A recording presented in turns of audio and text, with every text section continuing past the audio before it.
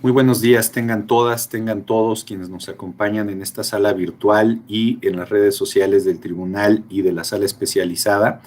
Estamos llegando ya al final de este taller, de estas intensas 2 semanas en donde hemos hecho una revisión de lo que es el control de constitucionalidad de leyes electorales. Hemos trabajado una serie de temas generales, la última semana con alguna sorpresa, sobre todo en la última mesa que tuvimos que cancelar porque resulta que la esposa de uno de los ponentes rompió fuentes a las 10 de la mañana y ya no llegó desde luego a la mesa, en fin, con estas sorpresas, pero sobre todo con mucho aprendizaje de todo lo que hemos trabajado y lo que hemos escuchado. Llegamos a una mesa más, insisto, la última temática, la previa a nuestra conferencia que nos dará en la tarde la ministra Piña, con dos maravillosos ponentes otra vez, ¿no? Por fortuna, ambos amigos, por fortuna, ambos muy conocedores de lo que es el trabajo jurisdiccional y de la temática que vamos a ver hoy. Me refiero, y haciéndolo como lo he hecho en otros días, saludando primero a nuestra invitada distante, ¿no? A la maestra Jocelyn Mendizábal, querida amiga, una funcionaria judicial de carrera que se ha formado y que ha hecho prácticamente toda su carrera en la Suprema Corte, donde justo coincidió con nuestro otro ponente, con Javier, a quien ahora saludo y presento, en la ponencia del ministro Franco. Yo tuve la fortuna de conocerla, pues cuando yo ingresé a la Corte, ella ya estaba ahí y bueno, se ha desarrollado de manera muy destacada. Me acuerdo cuando la conocí, era secretaria auxiliar, hoy es secretaria de Estudio y Cuenta, y debo decirles que para efectos de nosotros, de la materia electoral, es la proyectista de una sentencia que nosotros consultamos mucho, una controversia constitucional en donde se define cuál es la responsabilidad administrativa y la responsabilidad electoral. Y también, como todos los casos que hemos platicado, una magnífica amiga y una magnífica persona a quien le agradezco muchísimo la posibilidad de acompañarnos y para nosotros de escucharla y de aprender de ella. Y en el caso de Javier, bueno, es poco lo que hay que decir porque creo que no hay nadie, por lo menos de quienes estemos aquí, que no conozcamos a Javier. Yo lo que voy a decir, a lo mejor suena subjetivo, puede ser, desde luego me sale del corazón, pero creo que tengo muchos elementos para sostenerlo. Javier es un sabio, ¿no? Es un sabio desde que lo conozco y hoy es cada vez más sabio. Entonces, aprender de ti, querido Javier, y escucharte va a ser un verdadero lujo. Muchas gracias por haber aceptado a ambos la invitación y desde luego la moderación de una persona valiosa, una persona importante, una persona amable, una persona que nos ayuda a todas y a todos en esta sala todos los días con su paciencia, con su guía, con su organización, con su generosidad. Me refiero a don Francisco, el coordinador de la ponencia del magistrado Luis Espíndola, a quien también le agradezco mucho que esté con nosotros y a quien sin más le cedo los micrófonos. Por favor, Francisco, muchas gracias. Muchísimas gracias, magistrado presidente, por la presentación. Muy bonitas palabras, muchas gracias, les agradezco de veras. Pues muy buenos días a todas y todos. Saludo con gusto a mis compañeras y compañeros del Poder Judicial, ¿no? Particularmente del Tribunal Electoral, que nos acompañan el día de hoy y que además nos siguen a la distancia por distintos medios por los que se está transmitiendo este evento. También saludo a las personas que desde otros ámbitos del gobierno y la sociedad civil han decidido dedicarnos tiempo esta mañana para escuchar las reflexiones, el diálogo que vamos a sostener sobre un tema que históricamente ha sido, pues yo diría, espinoso en nuestro país, ¿no? La reelección. Acabamos de conmemorar el 111 aniversario del inicio de la Revolución Mexicana de 1910. Y como seguramente saben, el lema que enarboló el inicio de este movimiento armado tenía que ver con una demanda que había sido una lejana promesa democrática en la vida independiente de México hasta ese entonces: el sufragio efectivo y la no reelección. Particularmente esta última idea, la no reelección, había ocupado un lugar destacado como demanda política desde la época de Juárez. El recuerdo del caudillismo de Santa Anna, los intentos del mismo Juárez y Lerdo de Tejada por mantenerse en el poder y la permanencia del dictador Díaz hicieron que en la historia, en la conciencia política nacional, pues se quedara tatuado, grabado, que la reelección según las condiciones de nuestro país, puede ser un instrumento antidemocrático por excelencia. Pero pasó algo en 2014 que a la clase política en turno le hizo sentido que podíamos revisar ese tabú, aunque desde luego sin alcanzar instituciones como la de la Presidencia de la República o las gubernaturas, ¿no? Como resultado del Pacto por México impulsado por el entonces presidente Enrique Peña Nieto, se hicieron distintas reformas constitucionales que permitieron, entre otras cuestiones, la reelección consecutiva, pero no indefinida, sino bien limitada, tratándose de diputaciones, senadurías, diputaciones locales, ayuntamientos, así como alcaldías y concejales de la Ciudad de México. Pues bien, el decreto previó, entre otros aspectos, que la reelección aplicaría para quienes resultaran electos diputados federales o senadores en 2018 y que se tenía que legislar al respecto. Y a pesar de ello, llegados ya a las vísperas del proceso electoral 2020-2021, nos encontrábamos sin reglas que permitieran materializar el precepto constitucional de la llamada reelección consecutiva. La historia a partir de ese momento seguramente nos es familiar. El INE emitió unos lineamientos que fueron cuestionados por distintos partidos políticos y que terminó revisando la sala superior de este tribunal electoral. En este contexto, que he tratado de resumir muy brevemente, tal vez podríamos especular sobre lo que nos dirían al respecto figuras centrales de la propia Revolución Mexicana o incluso quienes fueron precursores en las ideas que gestaron este movimiento. Sin embargo, estemos o no de acuerdo con las disposiciones actuales, lo cierto es que han emanado de procesos democráticos y pues tenemos que observarlas. Por eso, el objetivo de esta mesa consiste en reflexionar sobre lo que en otro campo de batalla, el judicial, se ha dicho al respecto para garantizar la certeza y la equidad en los procesos electorales. Asegurar que no se empleen indebidamente los recursos públicos y, lo más importante, proteger el voto de la ciudadanía, que es al mismo tiempo pues proteger la democracia en la que vivimos. Así pues, doy la bienvenida a nuestros ponentes. Vamos a escuchar en primer lugar a la maestra Jocelyn Mendizábal Ferreiro, de quien me permitiré leer algunos datos curriculares. Ella es secretaria de Estudio y Cuenta de la ponencia del ministro José Fernando Franco González Salas. Es licenciada en Derecho por la Universidad Panamericana, especialista en instituciones procesales por la Universidad Panamericana, maestra en Derecho Administrativo por la Universidad Panamericana y en su experiencia laboral, que ha sido amplísima, pues cabe destacar que fue meritoria en el Poder Judicial desde octubre de 2003, fungió como oficial administrativo judicial durante 4 años en los tribunales colegiados, primero en materia de trabajo del primer circuito y cuarto en materia administrativa del primer circuito también respectivamente. En 2008 ingresó a la ponencia del ministro José Fernando Franco González Salas y desde 2014 se desempeña como secretaria de Estudio y Cuenta de dicho ministro. Pues sin más, maestra, un gusto tenerla con nosotros. Les cedo la palabra. Muchas gracias, muchas gracias. Disculpen la voz, pero ando un poquito mal. Antes de iniciar con esta mesa, me gustaría agradecer enormemente la invitación que me hicieron. Me siento muy honrada de ser parte de esta mesa. Quiero agradecerte, Rubén, por tan honrada invitación y distinción. Y pues empezamos como lo planeamos Javier y yo.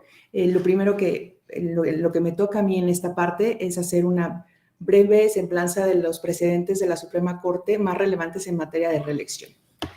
Para ese efecto voy a tratar de compartir un PowerPoint que tengo muy breve con lo que voy a exponer.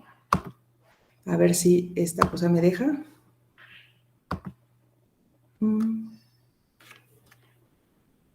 Creo que ya se trabó, ¿no?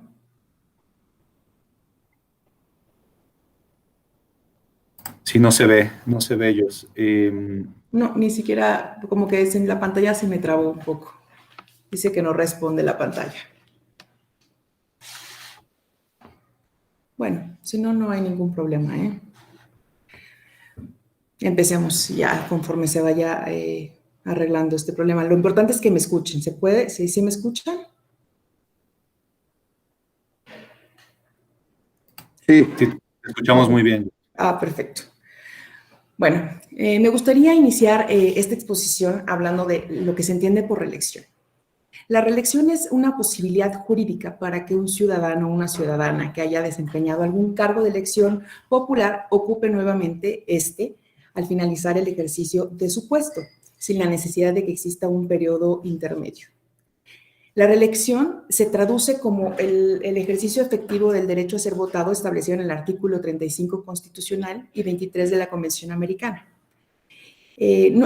Para efecto de la reelección es necesario también que se cumplan las condiciones y requisitos previstos constitucional y legalmente para armonizar con otros principios, como sería la autodeterminación de los partidos políticos, paridad de género, entre otros. Como ya lo mencionó nuestro compañero, es importante establecer que el 10 de febrero de 2014 se publicó en el Diario Oficial de la Federación el decreto por el que se modificaban diversos artículos de la Constitución en materia político-electoral, entre ellos el artículo 59, 115 y 116, para efecto de prever la reelección de senadores, diputados federales, diputados locales y miembros de los ayuntamientos. Es importante establecer que los objetivos de la reelección se traducen en una continuidad y consistencia en los trabajos legislativos, en el establecimiento de un vínculo mucho más estrecho entre los legisladores y sus representados, en una orientación de esfuerzos de quien pretende ser reelegido para cumplir las demandas y las exigencias del electorado a fin de lograr el refrendo en el voto, alcanzar una mayor profesionalización de los servidores, de los legisladores, y fortalecer la rendición de cuentas. Respecto a la reelección, es importante señalar que dentro del artículo 83 y 116, fracción primera, se conservó la prohibición absoluta de la reelección de los presidentes y los gobernadores estatales. Sin embargo, en el 116, 115 y 59 se previó la reelección de los senadores hasta por 2 periodos consecutivos, de los diputados federales hasta por 4 periodos consecutivos, de los diputados locales hasta por 4 periodos consecutivos y de los miembros de los ayuntamientos por un periodo adicional, siempre y cuando el periodo de mandato no sea superior a 3 años. La única condicionante que puso para este tipo de reelecciones es que la postulación sea realizada por el mismo partido o cualquiera de los partidos pertenecientes a la coalición que lo postuló, salvo que haya renunciado o perdido esa militancia antes de la mitad de su mandato.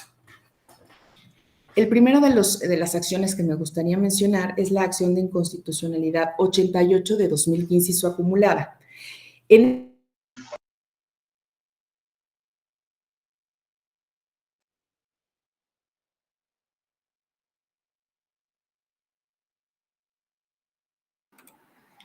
Se nos congeló la imagen, ¿verdad? Sí. Sí, y me parece que ya incluso salió de la sesión. De la reunión, sí. ¿Qué hacemos, don Francisco? ¿Esperamos un momentito a ver si entra? O... Yo creo que sí, vamos a esperar unos minutos y sirve que les recuerdo a todas y todos que si tienen dudas, comentarios, preguntas sobre las presentaciones de nuestros ponentes, pues pueden escribírnoslas por los distintos medios que tenemos y yo creo que al final de las presentaciones haremos esa ronda de preguntas y respuestas, ¿no? Pues para poder tener un ejercicio mucho más enriquecedor.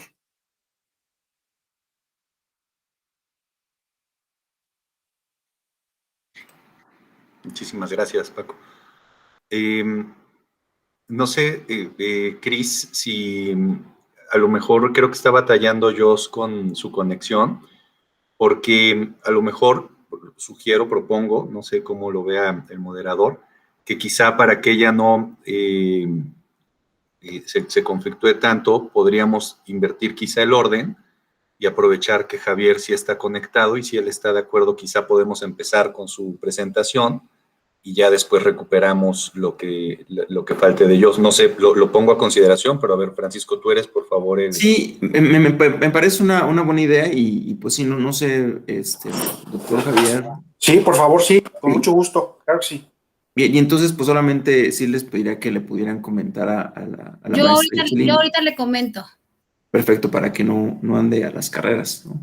Y con Yo los le nervios comento, que esto yo le estoy implica. comentando. Gracias. Gracias. Pues entonces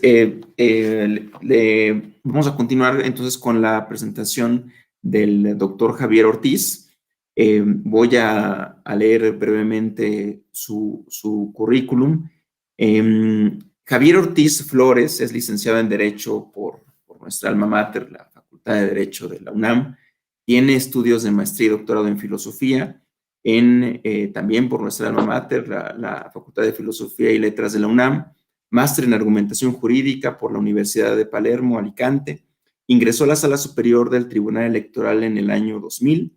Fue secretario de Estudio y Cuenta en la Suprema Corte de Justicia de la Nación, adscrito a la ponencia del ministro José Fernando Franco González Salas. Ha impartido clases en el CIDE, ITAM y en la UNAM.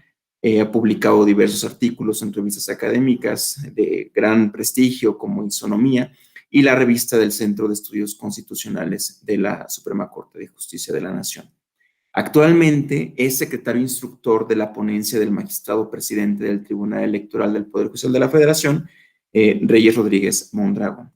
Sin más, doctor, por favor. Muchísimas gracias por la presentación. Simplemente aclaro que estoy en vías de obtener el grado. Aún no soy doctor, pero gracias por la presentación. Y ante todo, reitero mi agradecimiento al magistrado presidente de la sala especializada por la invitación a este importante evento, así como a su magnífico equipo, grandes amigos también, así como a la Escuela Judicial Electoral. Y también es un privilegio para mí contar en este taller con la participación de la distinguida secretaria de Estudio y Cuenta, Jocelyn Mendizábal, a quien me une una gran amistad, una gran colega que fue en la Suprema Corte de Justicia de la Nación. El tema que abordaré es el modelo de la reelección y el Tribunal Electoral del Poder Judicial de la Federación. Y quisiera yo centrarme en explicar y mostrar 4 líneas jurisprudenciales en el sentido técnico de la palabra, siguiendo la metodología de Diego López Medina, y al efecto plantearé 4 problemas jurídicos como encabezamientos de sendas líneas jurisprudenciales. Pero antes de ello, me gustaría brevemente introducir 2 premisas normativas, 2 premisas conceptuales que ya había iniciado un poco la ponente anterior, Jocelyn. La primera es que justamente la institución de la reelección o la reelección no es un derecho en sí mismo.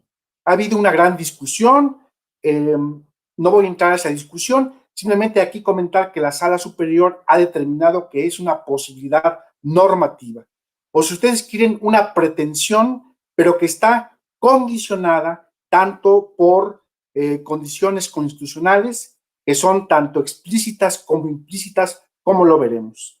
Y en segundo lugar, también resaltar desde ahora que la institución de la reelección, y aquí me pareció muy sugerente el planteamiento de nuestro moderador Francisco Martínez, acerca de qué diría Madero de esta institución.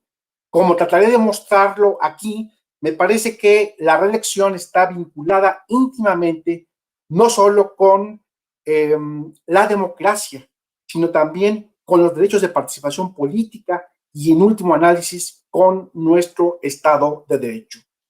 También, como segunda premisa conceptual, quisiera yo destacar que este taller, y lo pretendo hacer en esta intervención,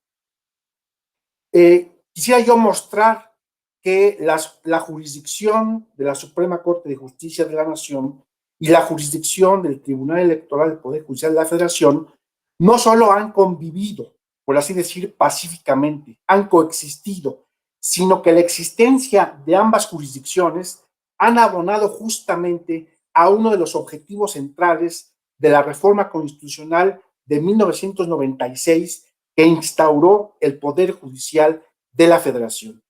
Y me refiero al desideratum de obtener una justicia constitucional electoral integral. ¿Por qué lo digo?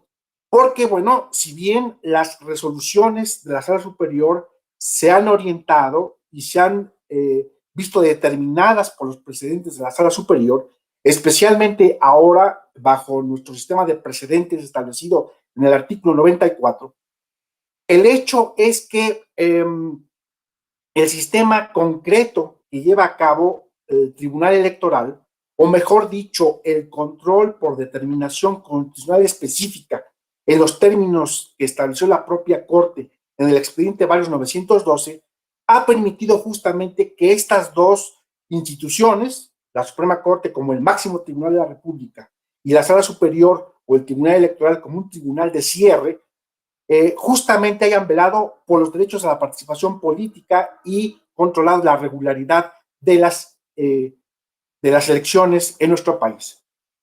Pasando ya a los problemas jurídicos a los que me referiré, paso al problema jurídico número 1 y lo planteo de la siguiente manera.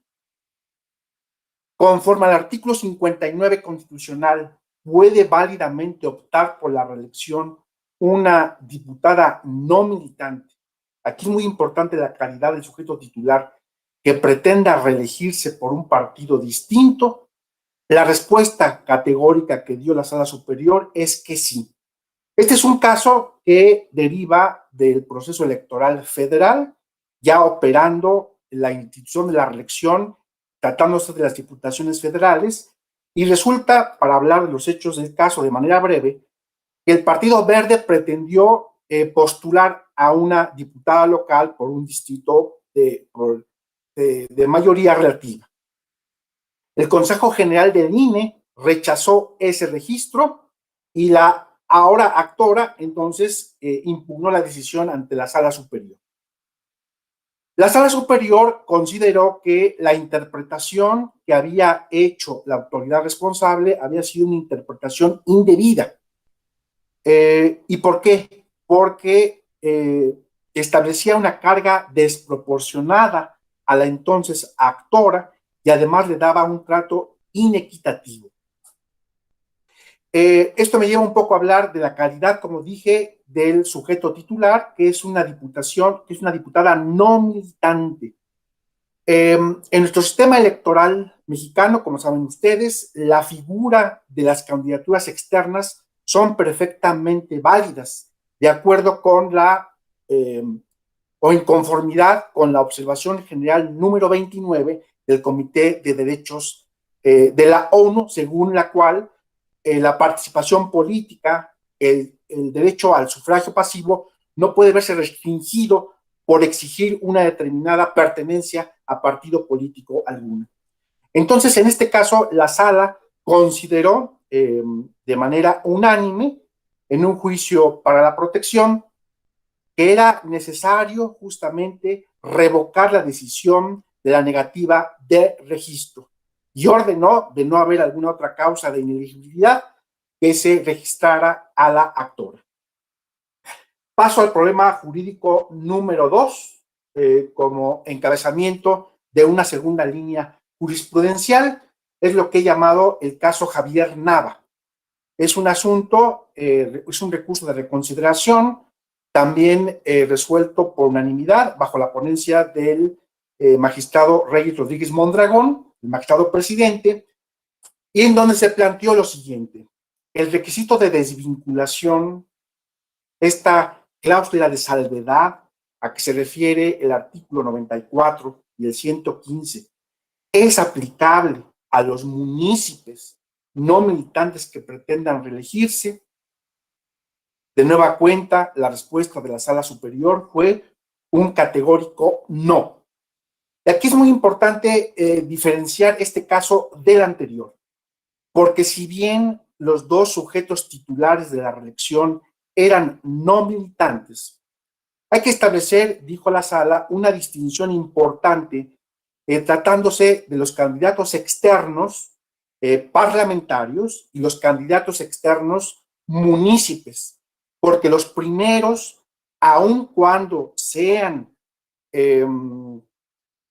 digamos, externos, pertenecen normalmente a un grupo parlamentario.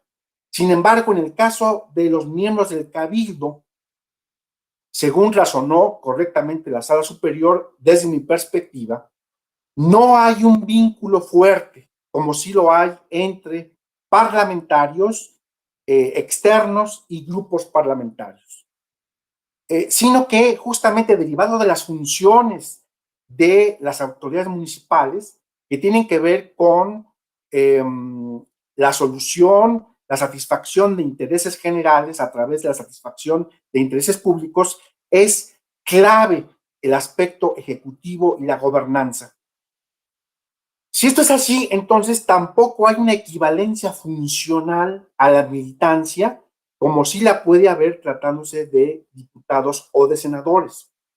Entonces, si todo esto es así, era válido justamente el reconocer, como lo hizo la Sala Regional Monterrey, que esta persona, Javier Nava, que pretendía reelegirse, sí lo podía hacer al cargo de munícipe, aun cuando hubiese sido postulado por otras fuerzas políticas, siendo que, como dije, no hay este vínculo fuerte.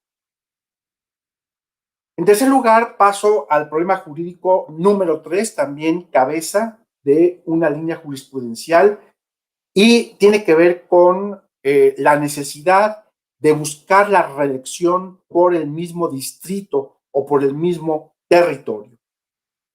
Y la pregunta se puede formular de la siguiente manera. Conforme al artículo 116 constitucional, ¿es válido que una diputada local que pretenda reelegirse lo haga por otro distrito o territorio distinto al que fue elegida? Y la respuesta de la Sala Superior es que no, porque justamente, y así lo determinó la Suprema Corte de Justicia de la Nación en diversos precedentes, esta limitación de ir por el mismo distrito es una limitación que justamente obedece a esta dimensión colectiva de la reelección, ya que permite a la ciudadanía electora el valorar la actuación de los gobernantes. De manera que si fuera por un distrito distinto, el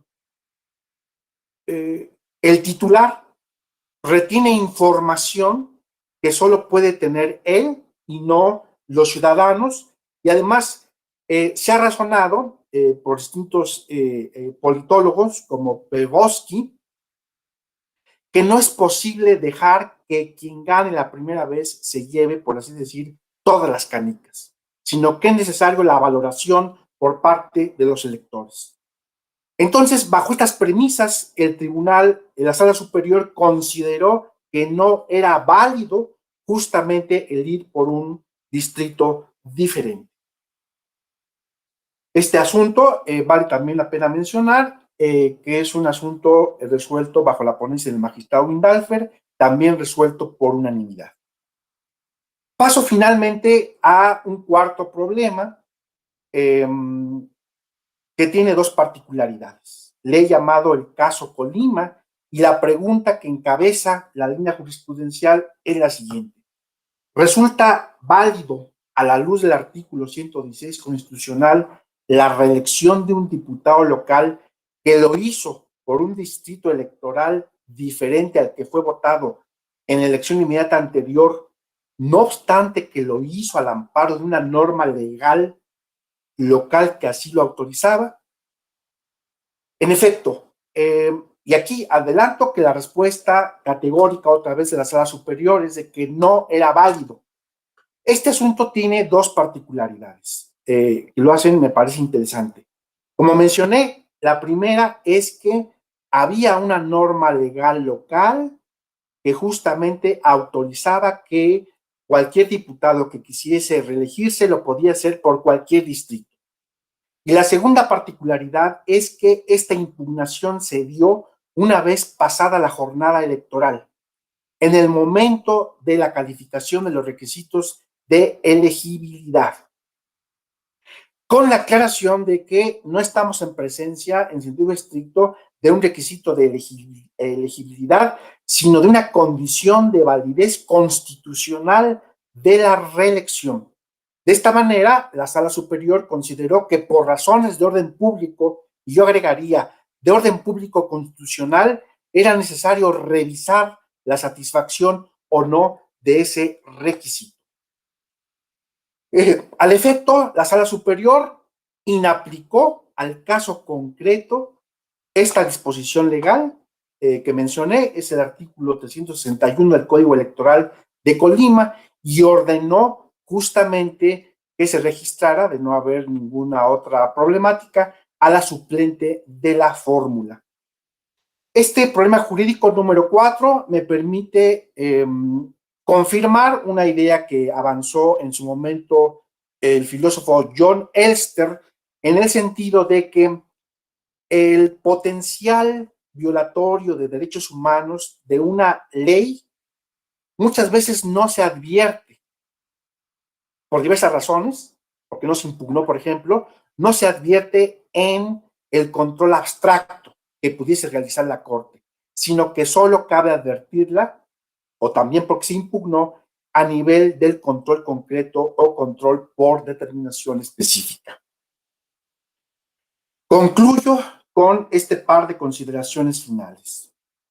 La primera, que la reelección supone una valoración retrospectiva del actuar de la gestión de los gobernantes.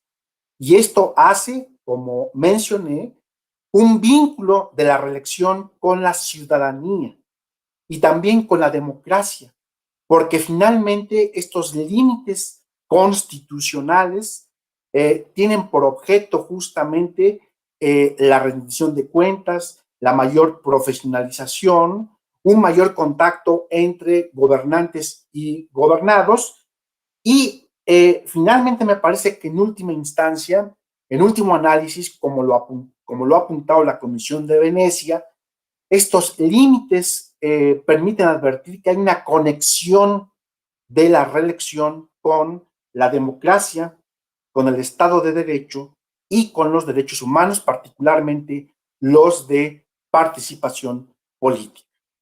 Muchísimas gracias. Estoy a sus órdenes para cualquier pregunta o aclaración.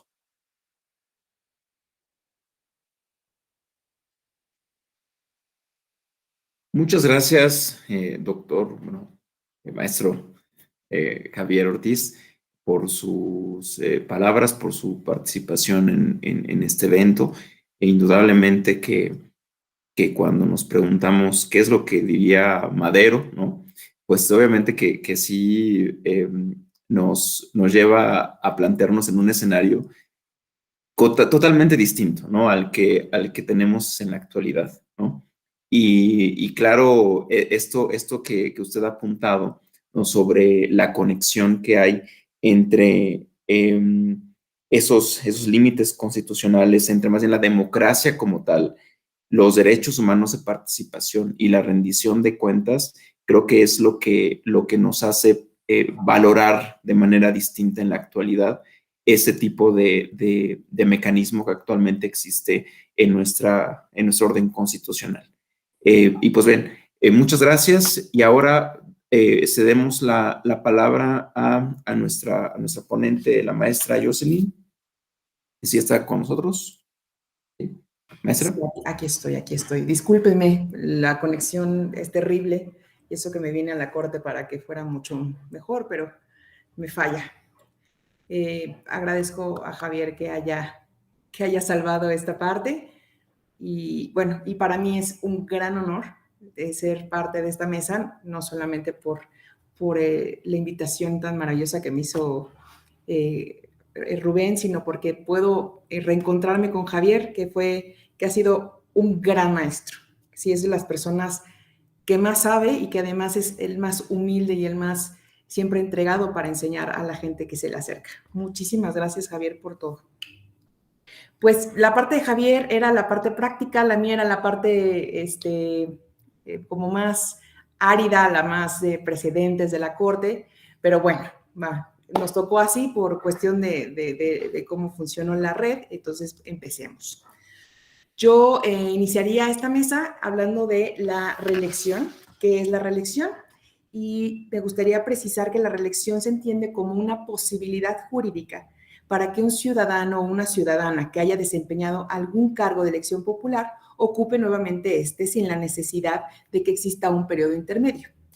La reelección se traduce como el ejercicio del derecho a ser votado, reconocido en el artículo 35 constitucional y en el artículo 23 de la Convención Americana.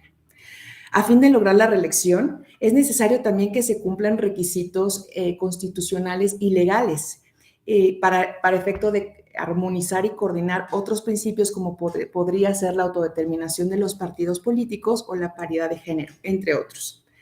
Nuestro compañero ya mencionó la reforma del 10 de febrero de 2014, por la que se modificaron diversos artículos de la Constitución en materia político-electoral, entre ellos el artículo 59, 115 y 116 para efecto de prever la figura de la reelección en tratándose de los diputados federales, de los senadores, diputados locales y miembros de los ayuntamientos.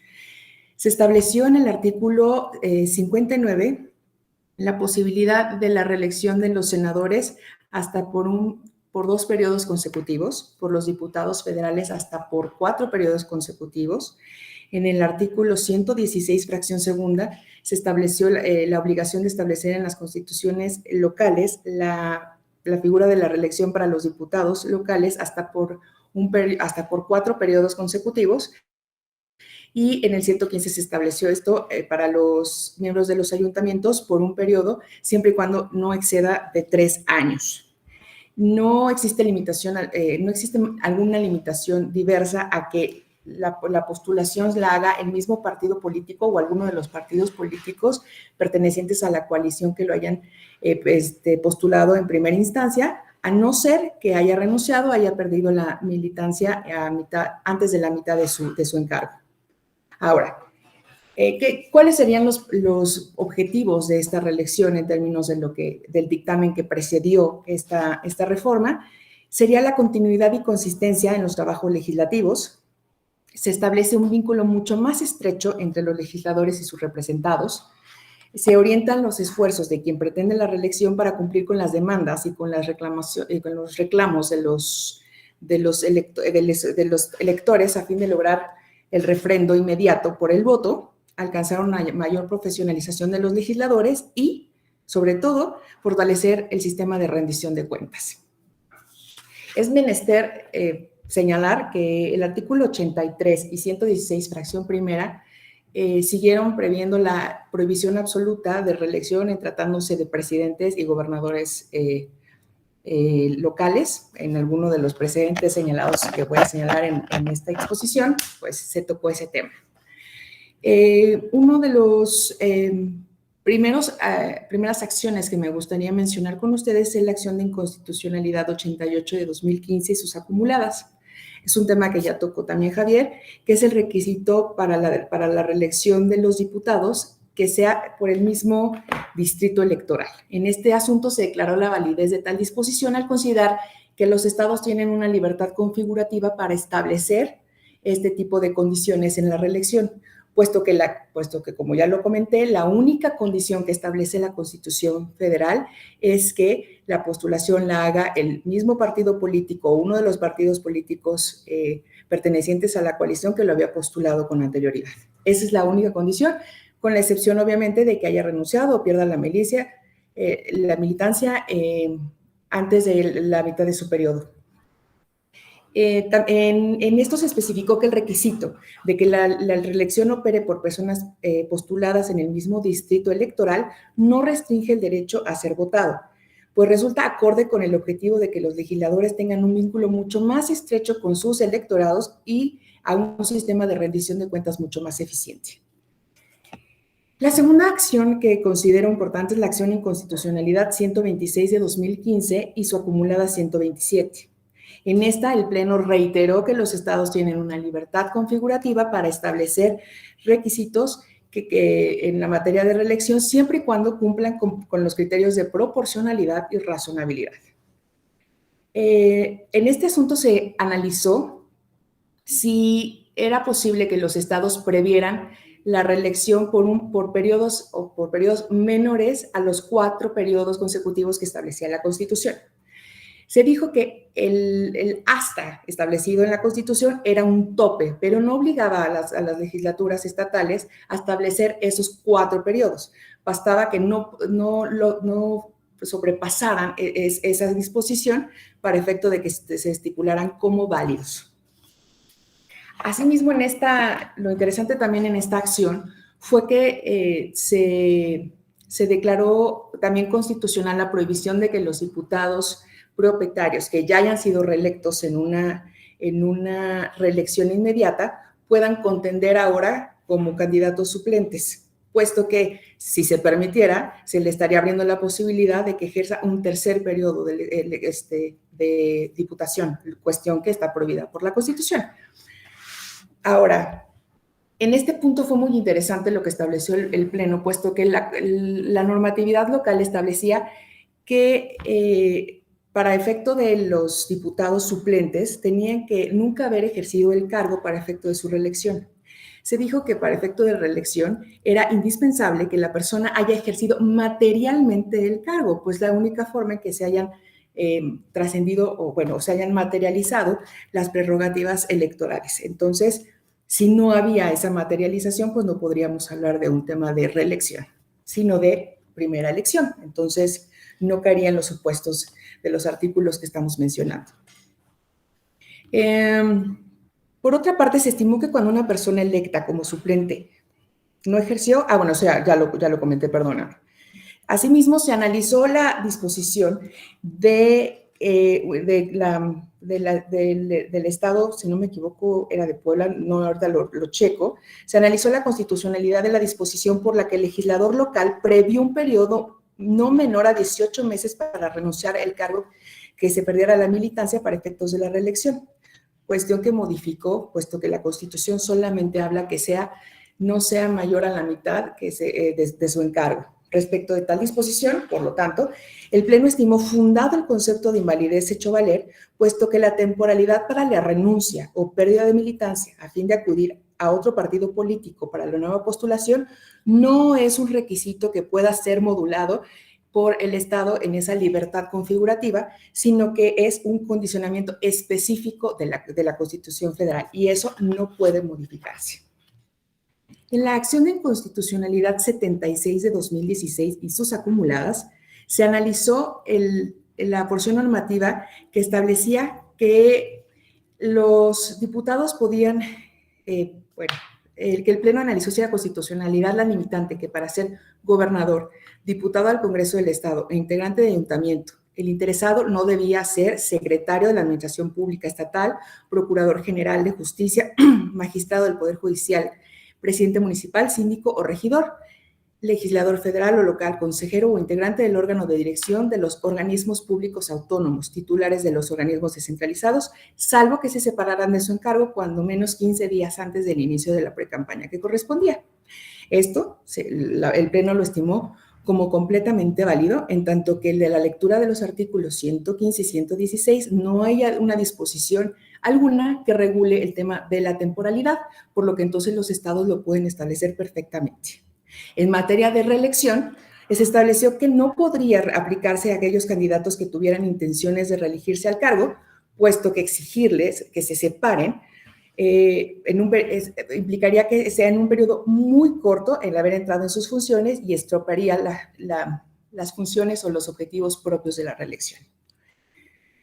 Se adujo que el artículo 115, fracción primera, párrafo segundo, implica en el sentido que los integrantes de los ayuntamientos que fueron electos como candidatos independientes para ser reelectos tienen que postularse mediante ese mecanismo de participación. En cuanto a los presidentes municipales y síndicos y regidores que pretendan la reelección, deben ser registrados para el mismo municipio en que fueron electos previamente. Y eso conforme a lo que ya se había dicho en la acción 88 del 2015. En la acción de inconstitucionalidad 40 del 2017 y sus acumuladas, se cuestionó la regularidad constitucional de la disposición que prevé que los diputados que pretendan ser reelectos podrán no separarse de su cargo siempre que no realicen actos de campaña en días y horas hábiles propias de su encargo. No utilicen los recursos públicos, ya sean humanos, materiales o económicos, que les correspondan para el ejercicio de su encargo y cumplan con las obligaciones inherentes a su cargo. Este esta acción de inconstitucionalidad viene a reiterar lo que ya se había dicho en otras acciones de inconstitucionalidad, en específico la 29 de 2017 y sus acumuladas. Se habla, obviamente se reitera el tema de la libertad configurativa de los estados para establecer las modalidades en el ejercicio del derecho de reelección, siempre y cuando no contravengan las condicionantes establecidas en la Constitución, que solamente es la que hemos previsto, y además se estipula que este tipo de disposiciones no vulneran el artículo 134, puesto que existen mecanismos. Bueno, primero, una, que tendría que analizarse al caso concreto, cosa que pues obviamente la acción de inconstitucionalidad pues no se prevé porque es un control abstracto, pero además porque precisamente ya existen mecanismos de rendición de cuentas y de procedimientos y sanciones para efecto de aquellos servidores públicos que utilicen esos recursos que son propios de su cargo para este tipo de procedimientos de reelección. En ese caso, pues se iniciarían los procedimientos correspondientes y se haría la sanción que corresponda. Perdónenme, es que traigo un poco la garganta mal. La otra acción de inconstitucionalidad interesante, o que la verdad que resulta relevante para la Corte, es la acción de inconstitucionalidad 41 de 2017 y su acumulada. Gracias. En la que se realizó un estudio bajo dos temas. El primero de ellos fue analizar la diferencia entre los plazos de separación de diputados o municipios que pretenden reelegirse y los que se postulan por primera ocasión. Se decía que no podríamos hablar de un análisis real de constitucionalidad respecto de estos dos conceptos, puesto que no son lo mismo. En uno no se ha ejercido el cargo, entonces los requisitos que se le estipulan son muy diferentes a aquellas personas que van por la reelección. Entonces, lo importante sería que a todas estas personas que pretenden la reelección se les aplique el trato igualitario que establece la norma, ¿no? Pero no podríamos compararlos con los que van por primera vez a contender para ocupar el cargo de elección popular. En un segundo tema se analizó el condicionamiento de la reelección a que la postulación se realice por el mismo partido político. En este aspecto, se adujo que la Constitución Federal implementó el principio de reelección de los diputados y municipios a nivel local, dejando la libertad configurativa a las entidades para establecer la mayoría de las reglas operativas, pero estableciéndose que no pueden modificar las condiciones establecidas en la Constitución. Y como ya lo mencionamos, en la propia Constitución se establece que una de esas limitantes es que él sea postulado por el mismo partido político o por alguno de los que pertenezcan a la coalición que lo postule en una primera instancia. En la acción de inconstitucionalidad 69 de 2017 y su acumulada, el Pleno resolvió que la reducción de plazos de 120 a 90 días para separarse del cargo como requisito de elegibilidad entraba dentro de la libertad configurativa de los estados y que además, en este caso, guardaba correlación con el mismo proceso electoral, puesto que también se redujo la duración de campañas de 60 a 45 días. Se determinó que la medida de exceptuar a los servidores públicos que ocupen un cargo de elección popular de separarse del cargo con antelación debida para contener por el cargo no se considera violatoria de los criterios de proporcionalidad y razonabilidad, ni de los principios de equidad, igualdad, certeza, legalidad y objetividad. En atención a que la intención de reelegirse dejando a todos la decisión de separarse o no de su encargo. Perdónenme, voy a tomar porque ya se me cerró la garganta.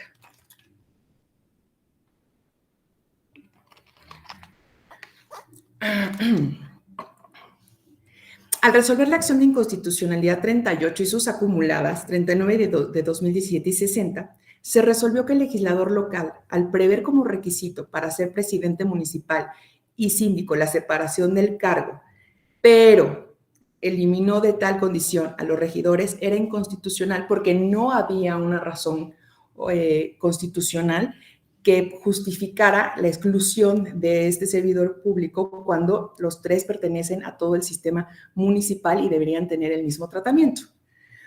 En la acción 561 de 2017 se impugnaron diversos artículos que establecen como requisito para la reelección que un diputado propietario o miembro del ayuntamiento que haya sido electo como candidato independiente pueda ser postulado por la misma figura o bien por un partido político, siempre y cuando se afilie antes de la mitad de su mandato. La Corte estableció que, a diferencia de las reglas de reelección para las personas que accedieron al cargo mediante un partido político, para las personas que accedieron al cargo mediante un candidato independiente, no existe lineamiento condicionante constitucional alguna que en torno a la forma o mecanismos que deban cumplir para reelegirse en el cargo. Se decidió que esta medida, que establecía que tenían que afiliarse, resultaba irracional y desproporcional en el sentido estricto, en tanto que obligaba a diputados y miembros de los ayuntamientos a que se afiliaran con la razón de reelegirse, lo que sujetaba un derecho humano, que es el de asociación, como condicionante para acceder al goce de otro derecho humano. Entonces fue lo que a la Corte no le encontró la razonabilidad y por eso se declaró inconstitucional. En la misma acción de inconstitucionalidad se impugnó el requisito de separación del cargo 90 días antes de la elección para acceder al cargo de diputado o miembro del ayuntamiento, con la excepción de los diputados, síndicos y regidores que ejerzan el cargo. Confirmando todo lo que se había dicho, se dice que esto es constitucional en términos de la libertad configurativa que se le dio a los estados en términos del 116 y 115. Al resolver las acciones de inconstitucionalidad 131 de 2017 y sus acumuladas, se reiteró que el momento para que los diputados e integrantes se separen del cargo es un aspecto que se circunscribe a esa libertad legislativa. Se reiteró también lo aducido en la acción 40-2017 respecto de que el uso de los recursos públicos no implica en sí mismo una violación al 134 porque, primero, tendría que analizarse en el caso concreto y además ya existen los mecanismos, los procedimientos y las sanciones correspondientes para efecto de que los servidores públicos que hayan utilizado indebidamente estos recursos para su reelección sean castigados y sean sancionados administrativamente conforme a las normas. Se estableció en estas acciones de inconstitucionalidad que resultaba constitucional o válido la disposición que contemplaba que la reelección vía candidatura independiente solo podrá darse en caso de quienes hayan accedido al cargo como integrantes del ayuntamiento con la misma calidad. Lo que dijeron en esta acción de inconstitucionalidad, parafraseando un poco lo que ya se había dicho en la 69, es que existe una norma explícita en el artículo 115, fracción primera, que consiste en que la postulación de los integrantes del ayuntamiento que pretendan reelegir podrá hacerse por la vía independiente siempre y cuando el interesado haya sido electo mediante dicho mecanismo de participación política. Respecto de la acción de inconstitucionalidad 269 de 2020 y sus acumuladas, se impugnó una disposición que prevé que los partidos políticos en materia de elección consecutiva de diputados e integrantes del ayuntamiento deberán garantizar la paridad de género en sus métodos de selección y candidaturas, respetando el principio de paridad en su aspecto cualitativo y cuantitativo. Es importante porque al final del día, el derecho de la reelección y el principio de paridad se deben armonizar, como lo habíamos especificado al inicio, y de prevalecer el último, ello no equivale a desconocer el derecho de reelección, ya que se busca cumplir primero con el objetivo de un mayor número de mujeres y que asuma el puesto de elección popular y que de esa manera sea partícipe en la toma de decisiones de gobierno. Esto es una de las pronunciamientos en materia de paridad bastante interesantes de la Corte y creo, no sé si Fabiana en su exposición también hizo referencia. Y por último, está la acción de inconstitucionalidad 278 de 2020. En este asunto, si bien el tema se habló sobre la reducción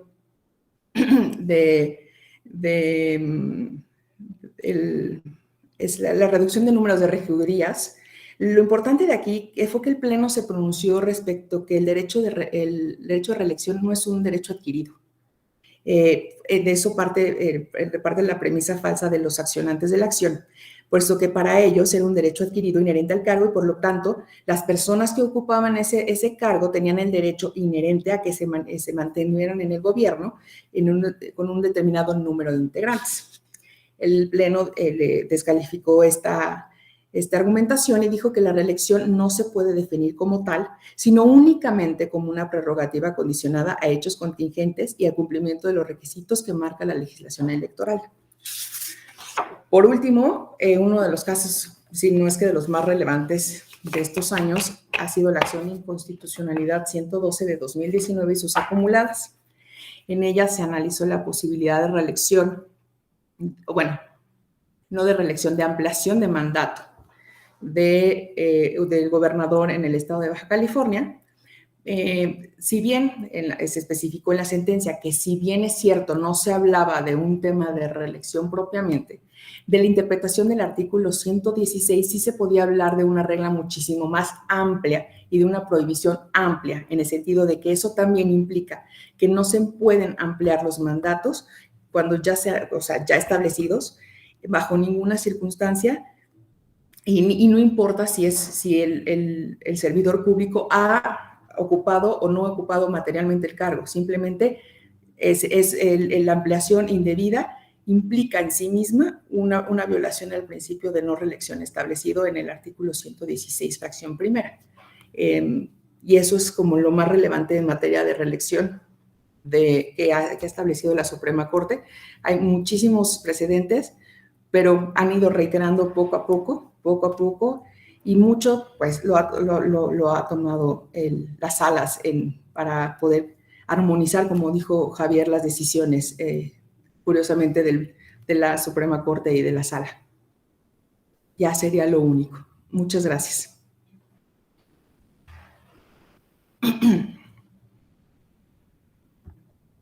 Muchas gracias, maestra Jocelyn, por su exposición. Indudablemente que cuando nos preguntamos sobre estas condiciones, ¿no?, que se establecieron en el texto constitucional para poder tener, digamos, esa posibilidad de la reelección, a mí me hacen pensar mucho sobre el tema del mandato imperativo, ¿no?, del que hablaba Norberto Bobbio. Es decir, los representantes representan ¿a qué? ¿Representan totalmente la voluntad popular o están representando los intereses de los partidos políticos por los que están siendo electos, que los llevan a ser candidatos? O como lo dice el mismo texto de nuestra Constitución, pues son representantes de la nación. Y pues bueno, sí genera, digamos, cierta duda, ¿no?, en cuanto a esta condicionante de que puedan acceder a la reelección, ¿no?, siempre y cuando pues hayan sido postulados por un partido determinado, en fin, ¿no?, todo esto de lo que ya se ha hablado.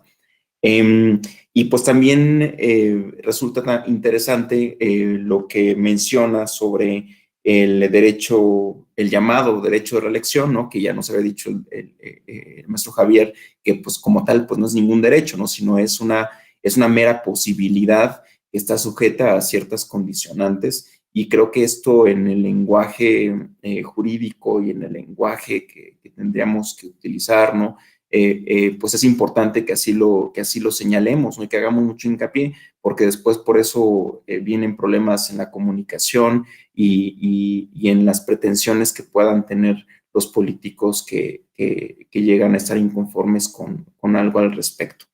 Pues bien, muchas gracias, y ahora yo cedería, vería si hay preguntas que quisieran plantear. No sé si las personas que están aquí conectadas quisieran hacer uso de la palabra. Por ahí tenemos a Lucy, y después a Georgina. Entonces, Lucy, por favor. Hola, buenos días, saludos a todos. Don Javier, es un gusto verlo. como siempre, un privilegio escucharlo. Y mi pregunta va exactamente sobre los temas que nos hizo favor de abordar en relación a los criterios de sala superior. Y me queda la duda respecto del tema si existe alguna restricción en la reelección para candidaturas que fueron postuladas por representación proporcional, porque si mal no recuerdo, incluso a nivel de requisito de elegibilidad partidista, en el PRD existía ese requisito de no poder estar dos veces, digamos, en esta lista de representación proporcional, bajo el argumento de que de esta manera no hay una cierta evaluación del electorado sobre el desempeño, sino existe una doble postulación por parte de las cúpulas partidistas, por decirlo de alguna forma, porque hay un cierto prejuicio, razonable o no, de que pues de que estas personas más bien son electas por los dirigentes del partido y no pues por un ejercicio de mayor democracia. Y no sé si existe una restricción en ese sentido, porque también, si mal no recuerdo, después en el PAN se intentó poner este requisito y entonces se dijo que no era válido, si no tengo mala memoria. Entonces, justamente evaluar si esta situación de que sean personas que quedaron electas por representación o no, por representación proporcional en un listado, guarda alguna restricción para volver a ser postulados, porque a fin de cuentas tampoco entiendo que la Constitución tenga un parámetro en ese sentido, sino al contrario, que las personas que están postuladas por representación proporcional pues tienen en el ejercicio del cargo los mismos derechos que las personas que fueron electas de manera directa. Y bueno, pues esta sería una cierta curiosidad si tenemos algún criterio en relación a esa restricción. Mil gracias. No, al contrario, muchísimas gracias, maestra Lucila Domínguez. Perdón, maestro. Sí, sí. Maestro Javier, disculpe, a ver, ¿qué les parece bien que hagamos lo siguiente? Que si, ¿sí? Como ustedes lo indiquen, si quieren, al final, se hacen Para que preguntas. podamos escuchar. Ajá. Sí, por favor, sí. Sí, por favor. Sí, Entonces, sí. hacemos una primera ronda, ¿no? Con las manos que tenemos levantadas. Seguiría Gina. Después me descuidé un segundo y vi que estaban levantando la mano Marce y Geraldine. Bueno, Gina, por favor. Sí, hola, buenos días a todas, magistrado Lara, Jocelyn, un gusto.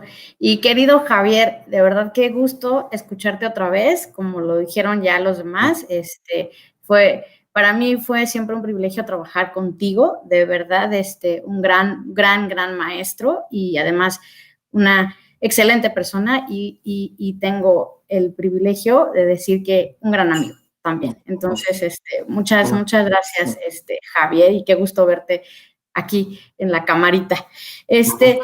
Querido Javier, yo quería preguntarte, la verdad es que un poco traer el tema a lo que nos concierne aquí en la sala especializada, este tema de la elección consecutiva o reelección.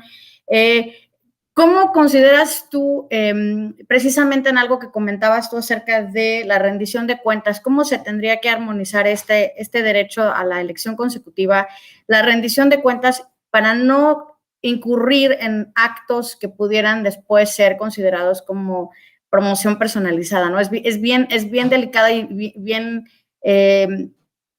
delgada la línea, y creo que hasta el momento ha sido...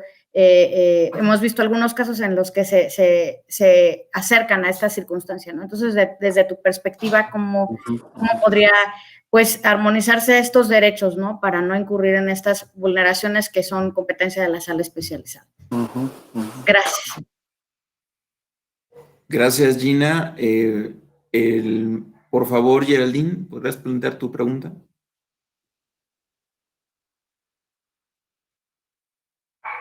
Creo que no te escuchamos.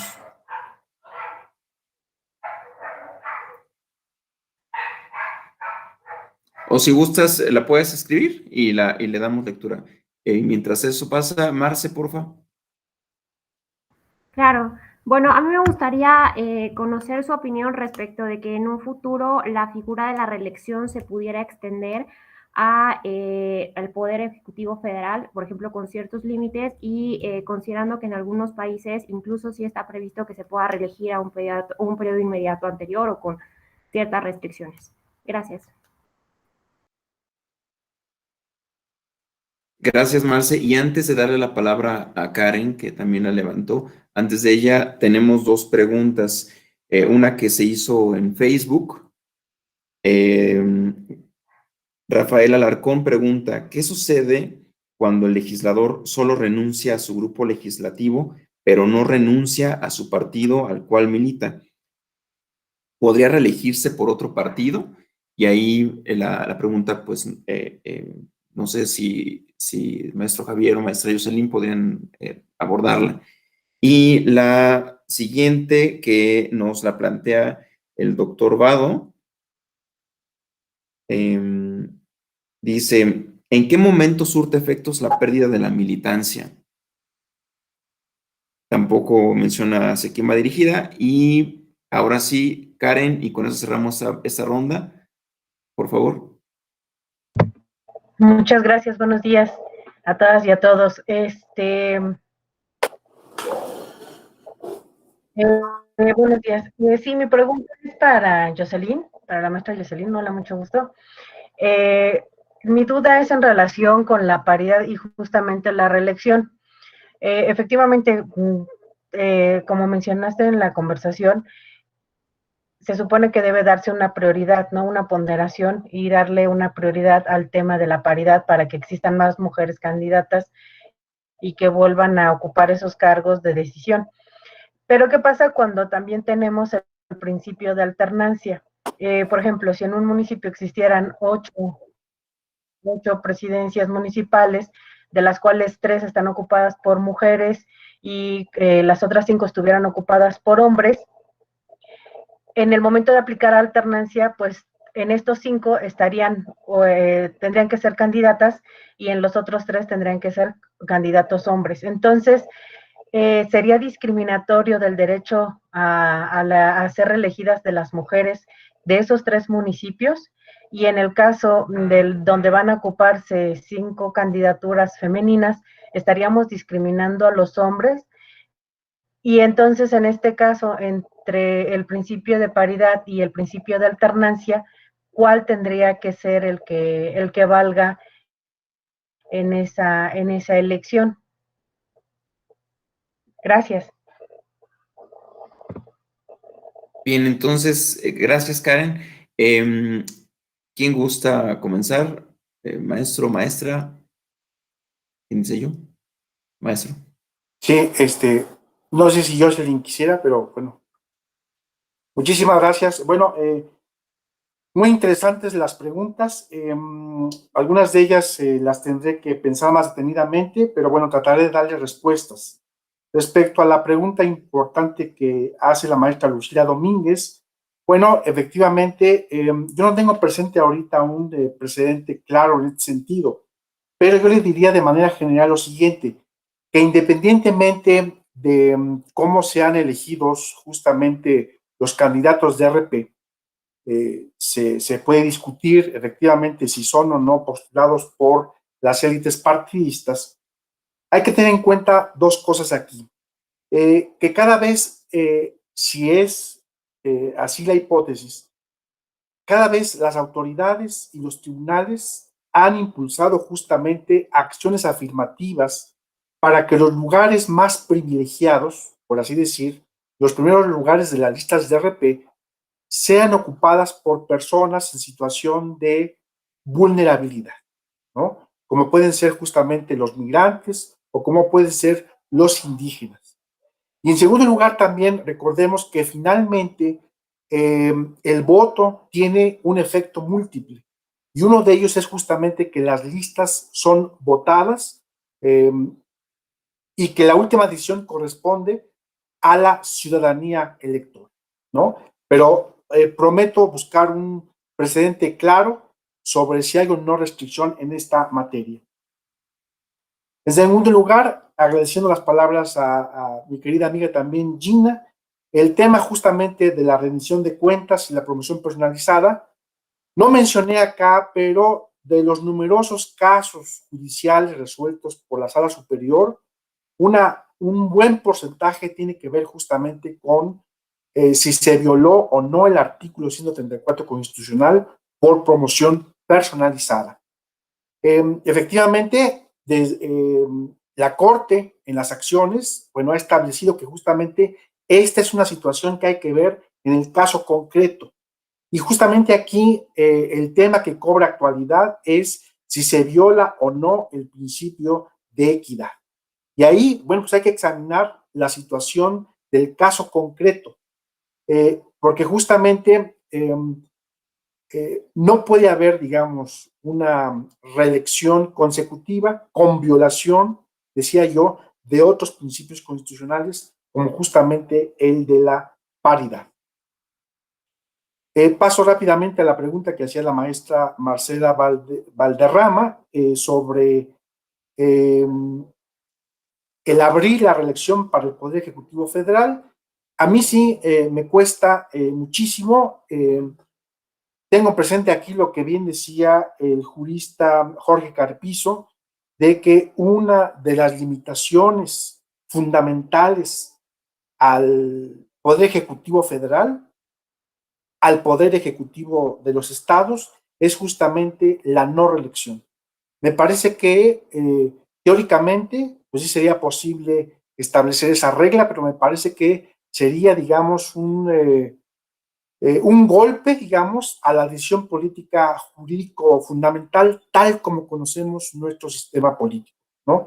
Tal vez dentro de la evolución, cuando lleguemos a una democracia constitucional madura, no patrimonialista, ni considerada, digamos, solo en vista de las figuras, se pueda reflexionar el tema de la reelección en el Poder Ejecutivo Federal. Pero hoy por hoy me parece que es una limitación fundamental justamente al Poder Ejecutivo. Ahí sí yo estaría, como decía el maestro Francisco Martínez, enteramente con Francisco I. Madero, ¿no? En cuarto lugar, se preguntaba, no sé quién la hizo, por Facebook me parece, sobre la renuncia. Si se renuncia o no al grupo parlamentario, pero no se renuncia al partido. Me parece que hablando de los parlamentarios, y como traté de mencionarlo, sí hay un vínculo fuerte que significa, entre otras cosas, una relación, una equivalencia funcional con la militancia. De manera que debe cumplirse, tanto en uno como en otro caso, con el requisito de separación que establece la propia Constitución. En quinto lugar, con respecto a la pregunta que amablemente formuló el doctor Vado, acerca de en qué momento surte efectos la pérdida de militancia o la renuncia, ya en el plano concreto, aquí impera justamente que haya pruebas fehacientes, pruebas plenas de la voluntad del militante o del afiliado de, o bien de haber renunciado al partido político, o bien de una expulsión como su militante. Muchísimas gracias, espero haber dado respuesta a las preguntas y si no, me llevo algunas de tarea para pensarlas mejor. Gracias, maestro. Antes de ceder la palabra a la maestra Jocelyn, olvidé dar lectura a la pregunta que formuló Geraldine, que por sus problemas con el micrófono no lo pudo decir en viva voz. La leeré y ya al final comentaré la pregunta que formula Said. Dice ella que quisiera saber la opinión de los ponentes en cuanto a si se respeta o no la equidad en la contienda en el caso de la reelección. No sé si, maestro, gusta decir algo al respecto o maestra Jocelyn, le dejamos el torito a usted. ¿La puedo responder? No sé si Javier quiera decir algo antes de... Porque tengo... Adelante. Adelante, Jocelyn, por favor. Mira, voy por orden también. La primera que pidieron la opinión de ambos es si consideraba que era posible establecer la reelección para la figura de presidente o gobernador estatal. Yo sí soy de la idea de que el tema de reelección sí responde a principios y a objetivos muy claros, y que en sí misma la reelección no es mala, al contrario, resulta ser un elemento bastante positivo para el tema de eficientar el servicio público, de eficientar demasiadas cosas. Pues sí, estoy de acuerdo con Javier que posiblemente no sea el momento idóneo, pero yo sí creo que la integración en el sistema de la reelección del presidente o del gobernador estatal, bien configurada, podría representar un gran avance en nuestro sistema. Pero bueno, eso ya es otro tema y bastante debatible. Por otra parte, también preguntaban que en qué momento se podía entender la pérdida de militancia. Yo considero que es en el momento que se materializa la consecuencia de una decisión de las instancias partidistas, que precedida por un procedimiento en el que se haya oído y vencido al militante a quien se pretende aplicar la sanción. Sí lo veo en ese sentido, y se diferencia de la renuncia específicamente porque la renuncia es un acto unilateral de voluntad y se materializa en el mismo momento. Entonces sí creo que ahí la diferencia es precisamente en la manifestación en la renuncia y en la pérdida en el momento en el que se ejecuta la consecuencia del procedimiento de remoción de militancia. Ahora, Karen habla sobre el tema de qué prevalecería en una contraposición del principio de paridad con el de alternancia. Es una pregunta sumamente inteligente y sumamente complicada de contestar de bote pronto. Yo podría hablar de la prevalencia del principio de paridad, pero no sé, no sé si me siento tan capaz así en una cosa abstracta de poder decidir en un caso cuál es el que tiene que prevalecer. Se ha dicho en temas de reelección que sí prevalecería el de paridad, entonces no sé si bajo esa misma narrativa podríamos decir que también es en el tema de alternancia, y que eso implica no imponer un principio sobre otro, sino armonizar para efecto de poder hacer efectivos los derechos, ¿no? No lo sé, sí tendría que analizarlo. No sé si Javier tenga alguna respuesta directa a eso. Yo la verdad es que no lo he visto, lo vi respecto de la reelección, pero no respecto de alternancia. Sería interesante. Javier. Sí, muchísimas gracias, Jocelyn. No, efectivamente, esta es una pregunta importante, es una pregunta difícil. Nosotros tenemos ahorita varios casos en instrucción sobre el tema. No quisiera yo abordarlos directamente, solo de manera muy abstracta, y decir lo siguiente. Como dije, la reelección hay que verla también en función de otros principios y valores constitucionales. Concretamente, el principio de certeza. Es un principio institucional del orden jurídico electoral. Y también hay que ver ciertas condiciones fácticas. Y pongo un ejemplo. Pensemos que el órgano municipal esté integrado por un número impar de servidores públicos y que después de la elección haya resultado integrado por 5 hombres y 4 mujeres. La pregunta es si esto es suficiente para garantizar el principio de la paridad total, ¿no?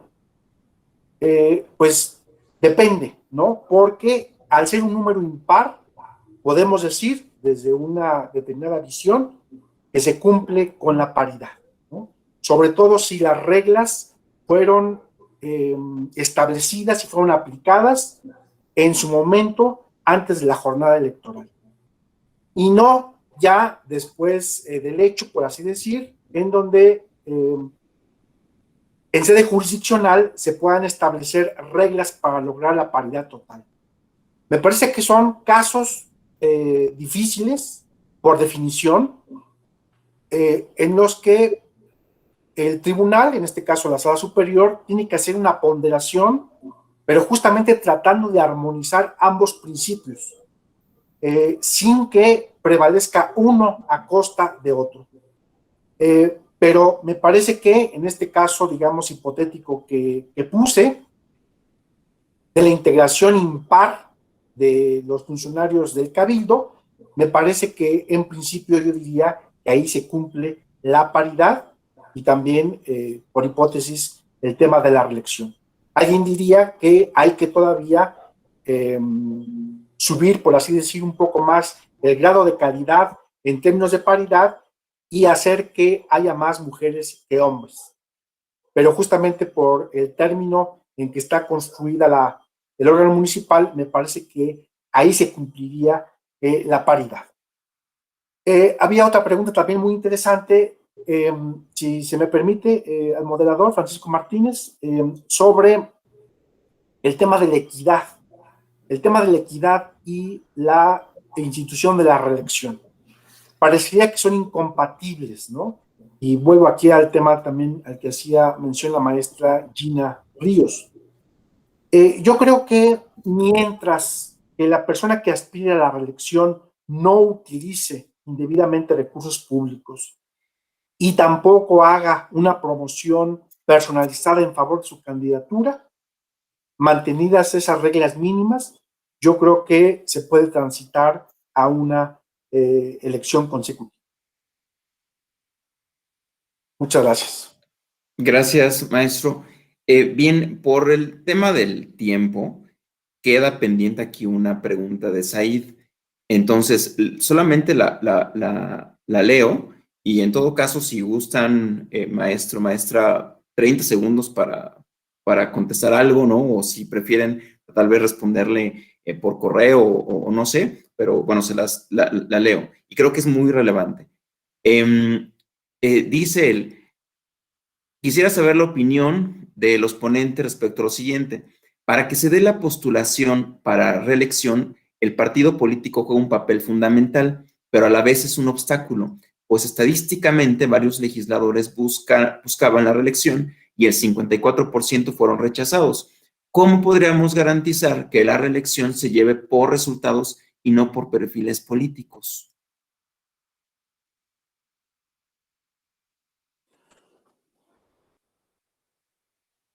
$30 segundos. Es decir, solo adelanto lo siguiente. Rápidamente, me parece que es un tema en donde hay que abrir la discusión. Tenemos la limitante justamente de que desde el 59 y desde el 116 y 115, el Poder Revisor de la Constitución ató, por así decir, la reelección fuera de los candidatos independientes, ató la reelección a la postulación partidaria. Y ese es justamente, me parece, un punto, lo digo como un tema de ley referenda que habría que revisar, ¿no? Pero únicamente lo quiero dejar hasta aquí. Gracias, maestro. Maestra, ¿gusta comentar algo?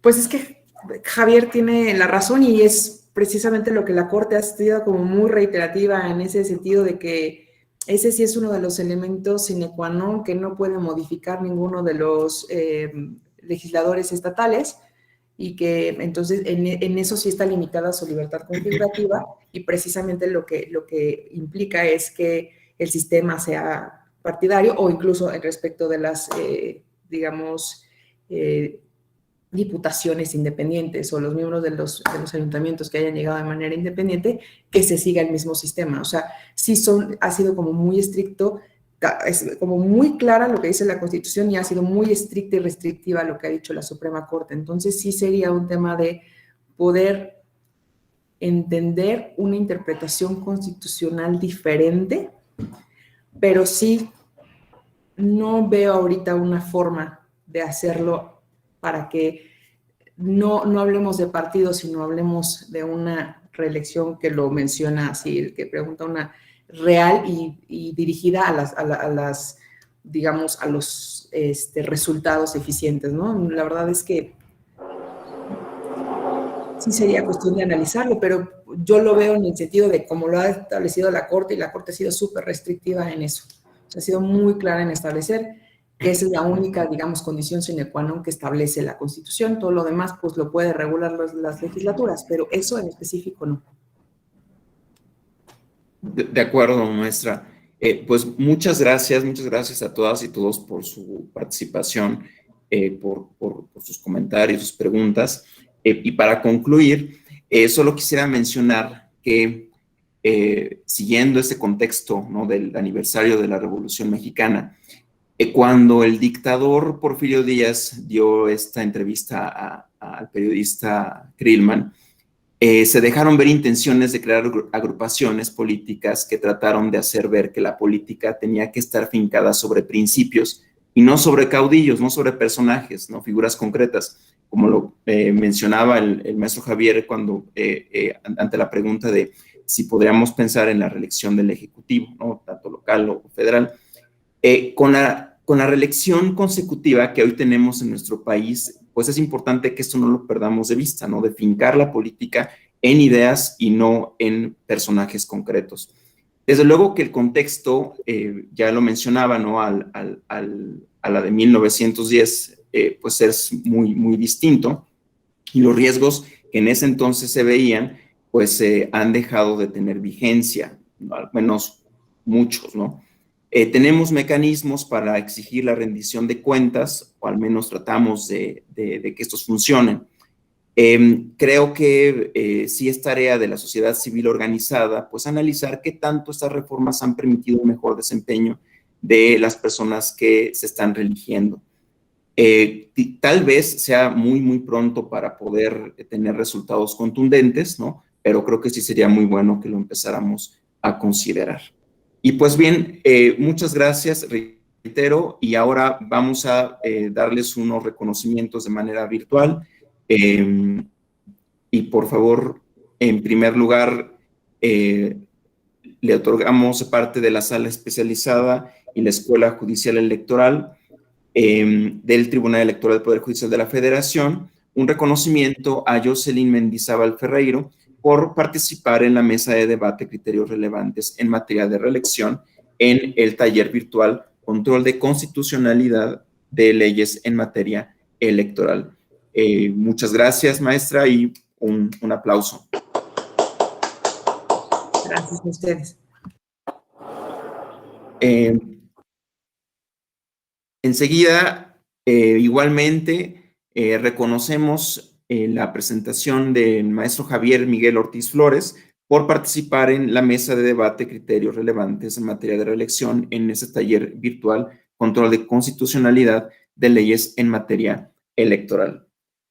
Maestro Javier, maestra Jocelyn, muchísimas gracias y pues nos vemos en la siguiente ocasión. Gracias. Francisco, nada más una cosita. Sí. Si fuese posible, por ejemplo, el tema de paridad y la última pregunta, si sea posible luego pasar los correos, porque pues sí bueno, a mí en lo particular me gustaría hacer un ejercicio y poder responder vía correo esas dudas, ¿no? Hacer un ejercicio personal de análisis y de una posible interpretación diversa a la que se ha dado, y pues nos serviría a nosotros y podría ser una muy buena forma de dar respuesta a estas inquietudes. Sí, es claro posible. que sí, claro que sí. Quien planteó esa pregunta fue Karen, si mal no recuerdo, ¿cierto? Sí, la Entonces, de fue de Karen, y la última del tema de los partidos políticos. De Said, ajá. Sí, pues se los proporcionamos con todo gusto. Gracias.